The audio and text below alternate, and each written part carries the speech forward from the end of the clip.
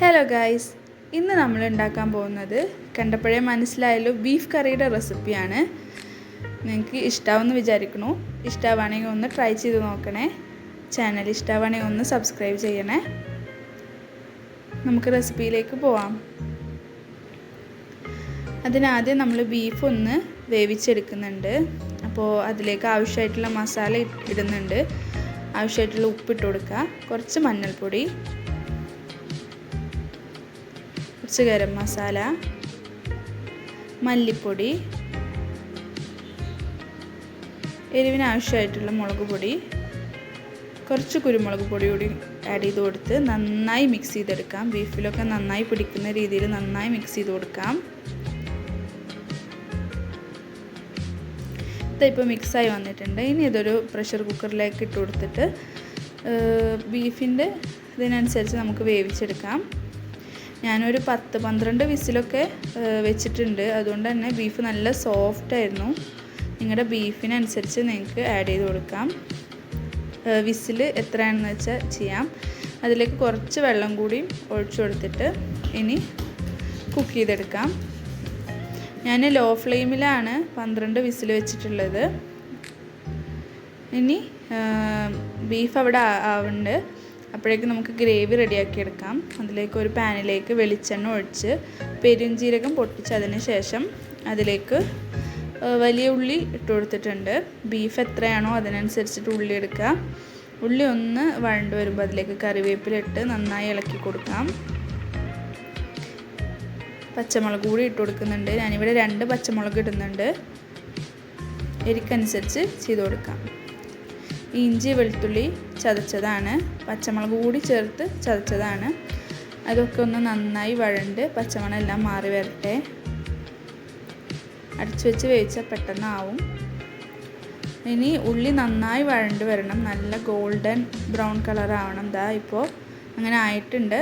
ഇനി ഇതിലേക്ക് ഒരു വലിയ തക്കാളി ചെറുതാക്കി കനം കുറച്ച് കട്ട് ചെയ്ത് കഴിഞ്ഞാൽ പെട്ടെന്ന് കുക്കായി കിട്ടും.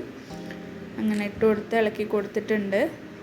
തക്കാളിയൊക്കെ ഒന്ന് നന്നായി വെന്തുടഞ്ഞ് വരട്ടെ. ഇപ്പോൾ വെന്തുടഞ്ഞ് വന്നിട്ടുണ്ട്. ഇനി നമുക്ക് ഇതിലേക്കും കുറച്ച് മസാല ഇടണം. നേരത്തെ ഇട്ട പോലെ തന്നെ മഞ്ഞൾപ്പൊടി, ഗരം മസാല, മല്ലിപ്പൊടി, ഇത് കാശ്മീരി മുളക് പൊടിയാണ് ഞാൻ ആഡ് ചെയ്യുന്നത്. നിങ്ങൾക്ക് വേണമെങ്കിൽ എരിവുള്ള മുളക് പൊടി ആഡ് ചെയ്യാം. ഇനി ഉപ്പും കൂടി ഇട്ട് കൊടുക്കുക, കുരുമുളക് പൊടി കൂടി ഇട്ട് കൊടുക്കാം. ഇനി നന്നായി മസാലയുടെ പച്ചമണം എല്ലാം മാറുന്നത് വരെ നന്നായി ഇളക്കി കൊടുക്കാം. മസാല എല്ലാം നന്നായി വെന്ത് വരുമ്പോൾ കുറച്ച് വെള്ളം ഒഴിച്ച് ഒന്ന് തിളപ്പിച്ചെടുക്കാം. തിളച്ച എണ്ണ തെളിഞ്ഞ് വന്നിട്ടുണ്ട്. ഇനി നമുക്കിതിലേക്ക് വേവിച്ച് വെച്ചിട്ടുള്ള ബീഫും അതിൻ്റെ സ്റ്റോക്കും കൂടെ കൂട്ടി ഒഴിച്ചു കൊടുക്കാം.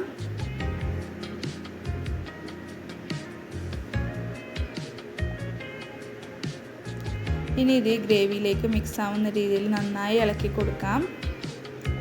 പിന്നെ ഈ ബീഫ് ഈ ഗ്രേവിയിൽ കിടന്നൊന്ന് തിളച്ചൊന്ന് വറ്റി വരണം. എണ്ണയൊക്കെ അതാ തെളിഞ്ഞ് വരുന്നുണ്ട്. ആ സമയം കൊണ്ട് ഞാനിവിടെ പുട്ടുണ്ടാക്കുന്നുണ്ട്. ചിരട്ടപ്പുട്ടാണ്. പുട്ടിൻ്റെ കൂടെ ബീഫ് നല്ല കോമ്പിനേഷനാണല്ലോ. ഇനി തിളച്ച് വരുമ്പോൾ അതിലേക്ക് കുറച്ച് കുരുമുളക് പൊടി, കുറച്ച് ഗരം മസാല കൂടി ഇട്ട് കൊടുത്തിട്ട് ഒന്നുകൂടി ഒന്ന് നന്നായി ഒന്ന് തിളപ്പിച്ചെടുക്കാം. ഒന്ന് വറ്റിച്ചെടുക്കുന്നുണ്ട്. നിങ്ങൾക്ക് നല്ല കറിയായിട്ട് വേണമെങ്കിൽ അങ്ങനെ ചെയ്യാം. ഞാനിപ്പോൾ കറി തന്നെയാണ്, പക്ഷേ ഒന്ന് കുറുക്കിയെടുക്കുന്നുണ്ട്. ഇതാ പുട്ട് റെഡിയായി വരുന്നുണ്ട് ഒരു സൈഡിൽ കൂടെ. ഇതിപ്പോൾ നന്നായി ഒന്ന് പാകമായി വന്നിട്ടുണ്ട്. ഇനി ഇതിലേക്ക് കുറച്ച് മല്ലിയില കൂടി ഇട്ട് കൊടുത്തു കഴിഞ്ഞാൽ സൂപ്പർ ടേസ്റ്റി ബീഫ് കറി റെഡി. അത്ര ഈസിയാണെന്ന് പറയണില്ല, പക്ഷെ എന്നാലും വലിയ പണിയൊന്നുമില്ലാത്ത ഒരു നല്ല ബീഫ് കറി തന്നെയാണ്. ടേസ്റ്റ് ഭയങ്കര ടേസ്റ്റാണ്. നിങ്ങളൊന്ന് ട്രൈ ചെയ്ത് നോക്കണം.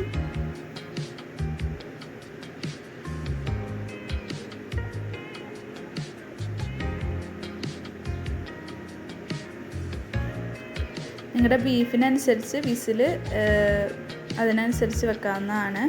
ഞാനിപ്പോൾ എൻ്റെ വിസിലിന് ബീഫ് നന്നായി കുക്കായി വന്നിട്ടുണ്ട്. കണ്ടോ, പൊടിഞ്ഞു പോകുന്ന രീതിയിലായിട്ടുണ്ട്. വീഡിയോ ഇഷ്ടപ്പെടുകയാണെങ്കിൽ ഒന്ന് ലൈക്കും ഷെയറും